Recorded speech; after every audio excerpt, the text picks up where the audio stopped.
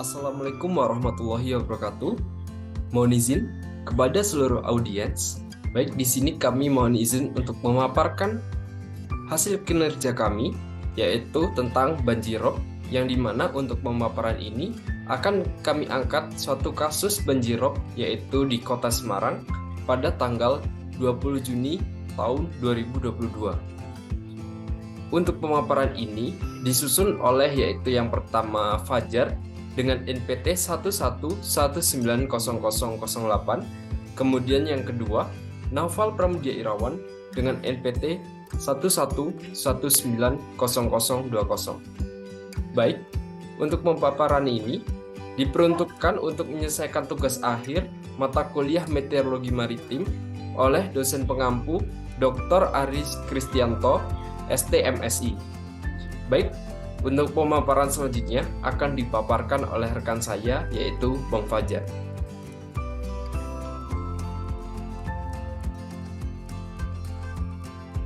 Terima kasih pada kesempatan yang diberikan.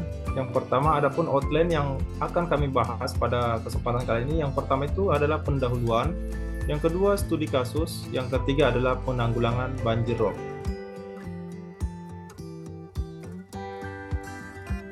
Baiklah, masuk pada pendahuluan.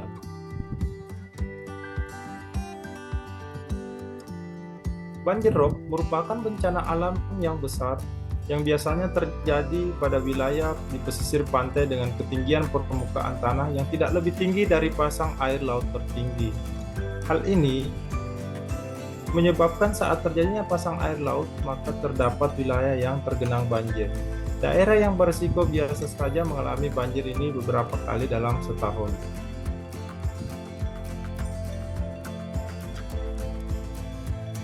Penyebab utama banjir rob. Penyebab utama dari terjadinya banjir rob adalah pasang surut air laut.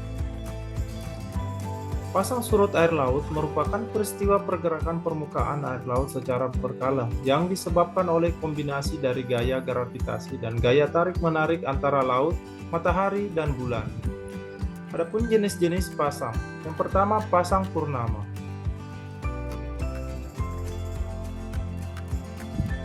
Spring tides atau pasang purnama terjadi pada waktu bulan memasuki fase bulan purnama dan bulan baru. Fenomena ini terjadi ketika matahari, bumi, dan bulan terletak sejajar atau membentuk sudut 180 derajat. Yang kedua, pasang perbani. Pasang perbani atau neap tides terjadi saat bulan berada pada fase paruh akhir dan paruh awal. Pasang ini terjadi ketika posisi matahari, bumi, dan bulan berada saling tegak lurus atau 90 derajat.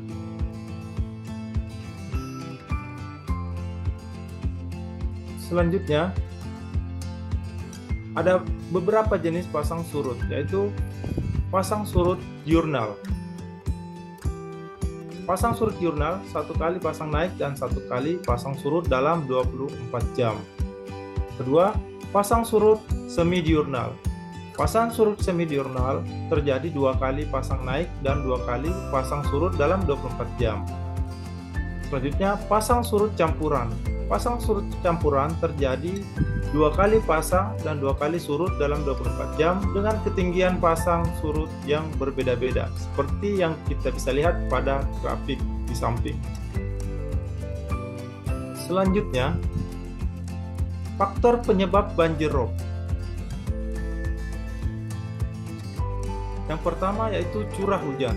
Curah hujan tinggi dapat mempengaruhi kenaikan permukaan air laut yang memburuk risiko adanya banjir rob dan badai. Ketika air laut naik, banyak air yang bisa berkontribusi membentuk gelombang badai. Artinya, air bisa mengalir lebih jauh ke daerah yang tidak terlalu berisiko atau menggenang lebih dalam di permukiman. Yang kedua, penurunan muka tanah. Pertambahan jumlah penduduk di Indonesia sangat mempengaruhi perkembangan kota. Hal ini mempengaruhi permintaan akan kebutuhan lahan sebagai kawasan pemukiman, pendidikan, dan lain-lain.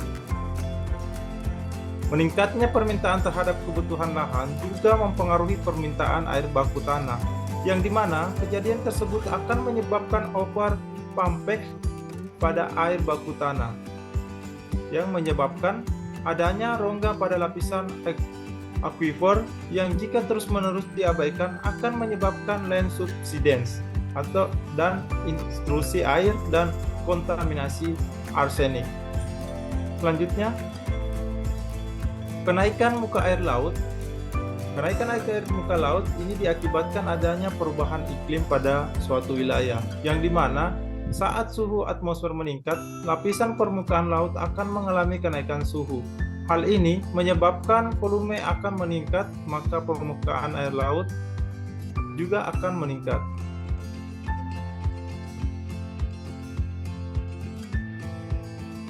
Selanjutnya,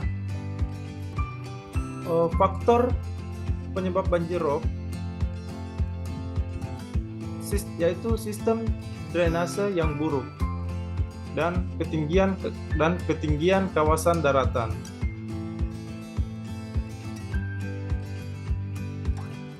Selanjutnya,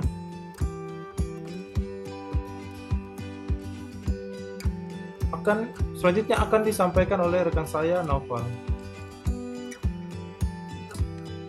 Baik, untuk selanjutnya adalah dampak dan ancaman dari banjir rob, yaitu yang pertama, kerugian materi, yang kedua, kerusakan sarana dan prasarana, ketiga, lingkungan kotor dan kumuh, keempat, penularan penyakit, kelima, mengganggu sistem transportasi, kemudian yang terakhir adalah kekurangan air bersih.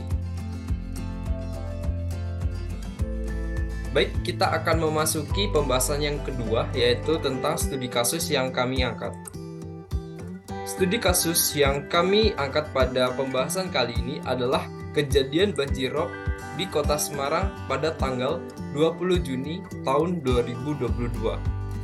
Untuk gambaran kejadian banjir rob adalah seperti gambar yang tertampil.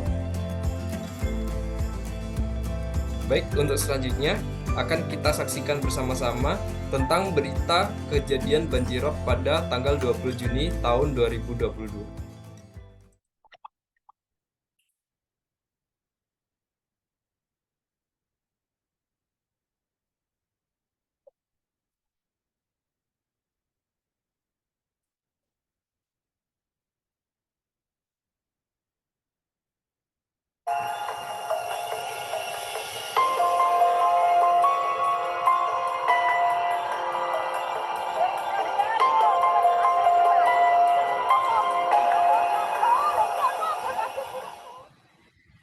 Baru-baru ini kawasan Pelabuhan Tanjung Emas Kota Semarang kembali diterjang banjir rob pada Senin 20 Juni 2022. Banjir rob terjadi menjelang waktu pergantian shift karyawan pabrik di kawasan industri sekitar pelabuhan. Sejumlah karyawan yang memaksa menerjang rob mengendarai kendaraan roda 2 mogok sepeda motornya. Sementara sebagian warga menumpang truk untuk keluar atau masuk kawasan Pelabuhan Tanjung Emas. Pekerja yang khawatir sepeda motornya mogok memilih menuntun kendaraannya sampai tempat aman.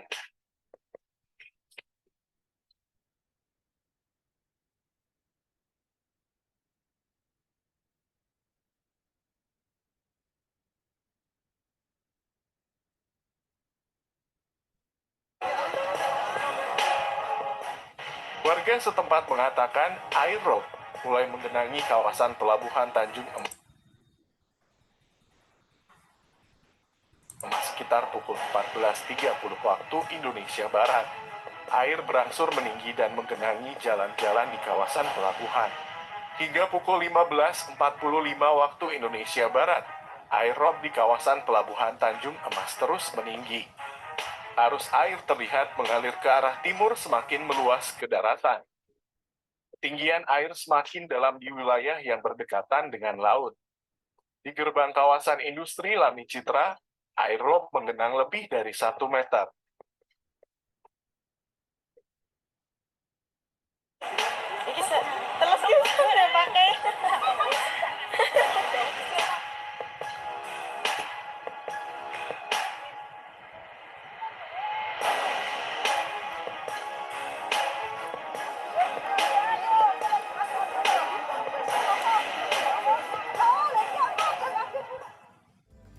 Baik, seperti penyebab yang dijelaskan oleh berita yang sudah dipaparkan sebelumnya, ada pun beberapa penyebab untuk terjadinya banjirop di Kota Semarang tanggal 20 Juni tahun 2022. Yaitu yang pertama, adanya air laut yang pasang. Yang dimana menurut data perakiraan yang telah dikeluarkan BMKG, untuk pada tanggal 20 Juni tahun 2022 terjadi pasang yang secara statistik pada bulan tersebut merupakan puncak pasang maksimum dengan ketinggian 110 cm. Kemudian yang kedua, adanya tanggul jebol yang belum selesai diperbaiki. Terdapat 2 titik tanggul yang dilaporkan jebol, tepatnya di area sekitar PT Lami Citra Nusantara dan Kampung Ujung Seng. Untuk selanjutnya, penyebab lain adalah gelombang laut. Gelombang laut merupakan peristiwa naik turunnya air laut yang dapat disebabkan oleh beberapa faktor, seperti angin dan topografi pantai. Kemudian, adanya penurunan muka tanah di Kota Semarang.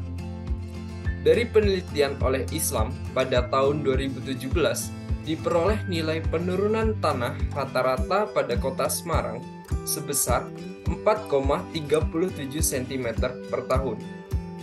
Wilayah yang mengalami penurunan rata-rata tertinggi berada di Kecamatan Genuk, Pedurungan, dan Semarang Utara dengan nilai masing-masing sebesar 10,35 cm per tahun, 8,31 cm per tahun, dan 8,23 cm per tahun.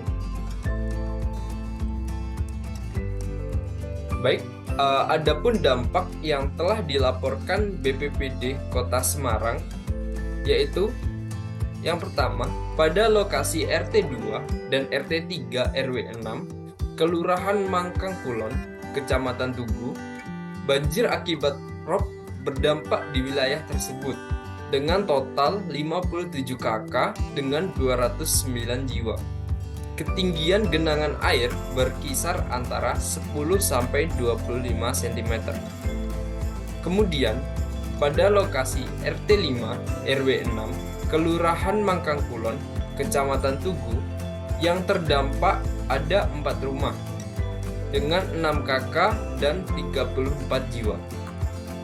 Kemudian, pada lokasi RT 1 sampai RT 9 RW 7, Kelurahan Mangkang Wetan, Kecamatan Tugu, yang terdampak ada 300 KK dengan 1.200 jiwa. Kemudian, pada RT 2 RW 1, Kelurahan Mangunharjo, Kecamatan Tugu, yang terdampak ada 21 rumah dengan 25 KK dan 90 jiwa. Dan yang terakhir, pada RT 3 RW 1 Kelurahan Mangunharjo, Kecamatan Tugu, yang terdampak ada 18 rumah dengan 29 KK atau 82 jiwa. Baik, untuk selanjutnya ada penanggulangan banjir rob di Kota Semarang.